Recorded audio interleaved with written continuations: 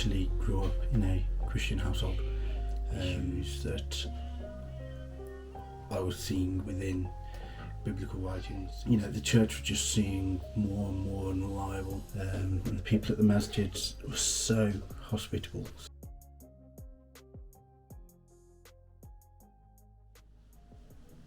Assalamu alaikum wa rahmatullahi wa barakatuh. Welcome to Chapters of Sunnah. This video I wanted to go over my conversion, what made me choose Islam, and just a little bit of a background information about myself. So I actually grew up in a Christian household, and got quite heavily involved with the church. My church was pretty close. I grew up with the pastor's children, and got very heavily involved in the worship at church, and became a worship leader, and moved to different churches and carried on that role. I was quite into the almost playing devil's advocate with my faith and questioning more things so I could learn more and grow more.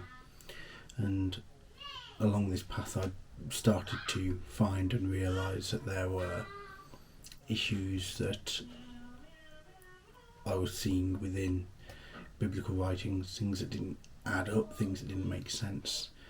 And so I kind of pulled away from Christianity a little bit. There were other things going on, political divides within churches I was at, which made me question whether Christianity was right or not. And with all these political divides that were happening, and we were seeing people's lives be torn up, friendships disappear, the church was just seeing more and more unreliable for me. And I had a really good friend.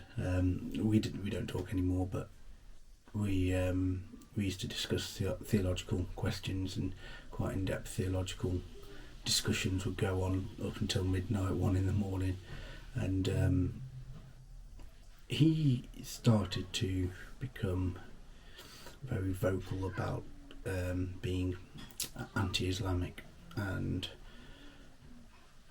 being a bit of an Islamophobe without admitting to being one, but being very anti-Islamic. And so we would have talks, and he would just shoot things down, and he would say things about the Prophet, peace be upon him, that I didn't feel the truth. They didn't sit right up here, and I wanted to know more. I wanted to understand why he was saying what he was saying and see if it was true. I mean, as a Christian, at the end of the day, you shouldn't be lying and making things up. And then at the same point, I have a personal belief, which is if you don't know about anything, you don't really have much of a right to say until you know about it. So I started to look up Islam. I started by ordering a Quran, and didn't tell any of my family this.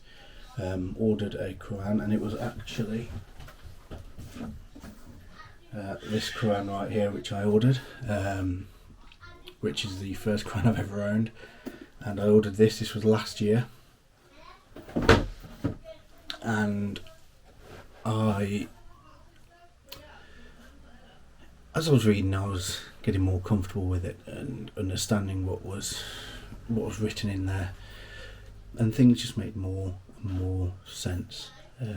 Questions I had about the Bible got answered. Questions I had about life and struggles that I was going through got answered.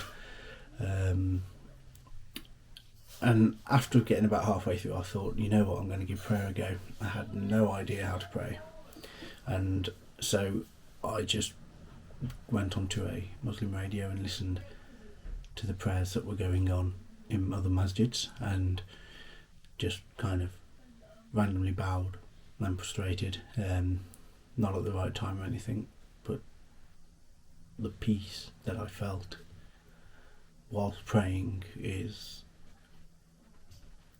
for me, it's indescribable. I couldn't explain it at the time. And I still wasn't sure, coming from a Christian background and being generally anti-Islamic anyway, and being slightly of an Islamophobe due to Western media and my own ignorance, I still wasn't 100% sure. So I started reading, I started buying more books, I started trying to learn more. Some of the books that helped was this one, The Absolute Essentials of Islam, and this was by Rabbi Faraz Farid.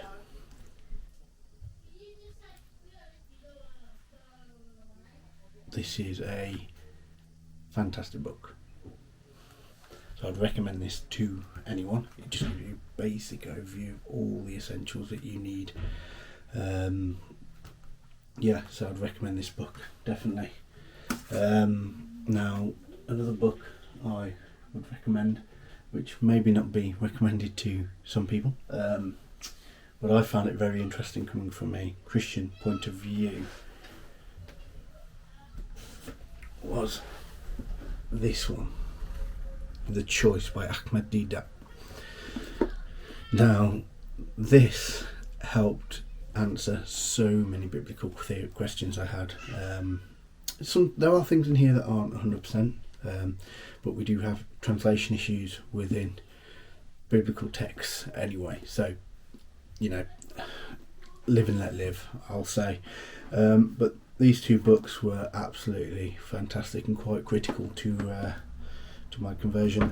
One of the things that I noticed when I was getting these books was I would go to Coventry Road in Birmingham and go to some of the bookshops, and the people in the shops that I'd meet and I'd come to know that are now close friends, and the people at the masjids were so hospitable, so humble. I hadn't felt anything like that from churches I'd visited in the past. Whenever I'd walk into a church, you'd always feel like you're not worth it,